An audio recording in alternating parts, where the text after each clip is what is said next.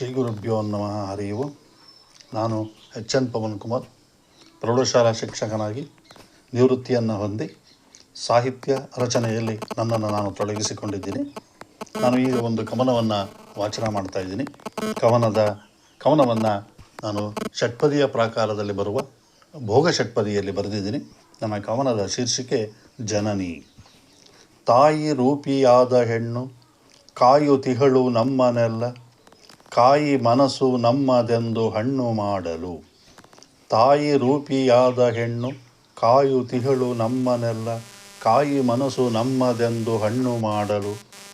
ಕಾಯಕಕ್ಕೆ ಅನ್ನ ಕೊಟ್ಟು ಕಾಯವನ್ನು ಗಟ್ಟಿ ಮಾಡಿ, ಮಾಯೆಯಿಂದ ನಮ್ಮನೊಬ್ಬ ಮನುಜ ಮಾಡಿದಳು. ಕಾಯಕಕ್ಕೆ ಅನ್ನ ಕೊಟ್ಟು ಕಾಯವನ್ನು ಗಟ್ಟಿ ಮಾಡಿ, ಮಾಯೆಯಿಂದ ನಮ್ಮನೊಬ್ಬ ಮನುಜ ಮಾಡಿದಳು. ಜನನಿ ತಾನೇ ಮೊದಲ ಗುರುವು, ಜನನಿಯಿಂದ ಪಾಠ ಕಲಿತು ಜಾನಿಯಾಗಿ ನಮ್ಮ ಬದುಕು ನಡೆದು ಬಂದಿತು. ಜನನಿ ತಾನೇ ಮೊದಲ ಗುರುವು, ಜನನಿಯಿಂದ ಪಾಠ ಕಲಿತು ಜಾನಿಯಾಗಿ ನಮ್ಮ ಬದುಕು ನಡೆದು ಬಂದಿತು. ತನ್ನ ಗುಣವ ನಮಗೆ ಎರೆದು ತಾನು ಮಾತ್ರ ಸುಮ್ಮನಿದ್ದು, ತನ್ನ ತನವ ಮೆರೆದ ಈಕೆ ಎಂಥ ಮಾನ್ಯಳು. ತನ್ನ ಗುಣವ ನಮಗೆ ಎರೆದು ತಾನು ಮಾತ್ರ ಸುಮ್ಮನಿದ್ದು, ತನ್ನ ತನವ ಮೆರೆದ ಈಕೆ ಎಂಥ ಮಾನ್ಯಳು.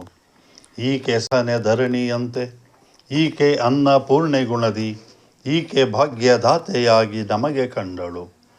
ಈಕೆ ಸಹನೆ ಧರಣಿಯಂತೆ, ಈಕೆ ಅನ್ನಪೂರ್ಣೆ ಗುಣದಿ, ಈಕೆ ಭಾಗ್ಯದಾತೆಯಾಗಿ ನಮಗೆ ಕಂಡಳು. ಈಕೆ ನಮಗೆ ಅಕ್ಕ ತಂಗಿ, ಈಕೆ ಎಷ್ಟು ಅರ್ತಿ ತೋರ್ವ, ಈಕೆ ಎಂಥ ಒಲುಮೆ ಉಳ್ಳ ತಾಯಿ ದೇವರು. ಈಕೆ ನಮಗೆ ಅಕ್ಕ ತಂಗಿ, ಈಕೆ ಎಷ್ಟು ಅರ್ತಿ ತೋರ್ವ, ಈಕೆ ಎಂಥ ಒಲುಮೆ ಉಳ್ಳ ತಾಯಿ ದೇವರು. ಯಾರು ಏನೇ ಅಂದರುವೆ, ಯಾರು ಮನಕ್ಕೆ ನೋವ ಕೊಡರು, ಯಾರು ತನಗೆ ಕಷ್ಟ ಕೊಡರು ಎಂಬ ಧೈರ್ಯದಿ. ಯಾರು ಏನೇ ಅಂದರುವೆ, ಯಾರು ಮನಕ್ಕೆ ನೋವ ಕೊಡರು, ಯಾರು ತನಗೆ ಕಷ್ಟ ಕೊಡರು ಎಂಬ ಧೈರ್ಯದಿ.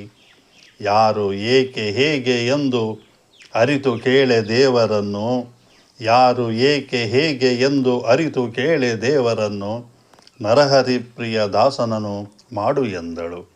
ನರಹರಿ ಪ್ರಿಯ ದಾಸನನು ಮಾಡು ಎಂದಳು. ಅವಕಾಶಕ್ಕಾಗಿ ಧನ್ಯವಾದಗಳು.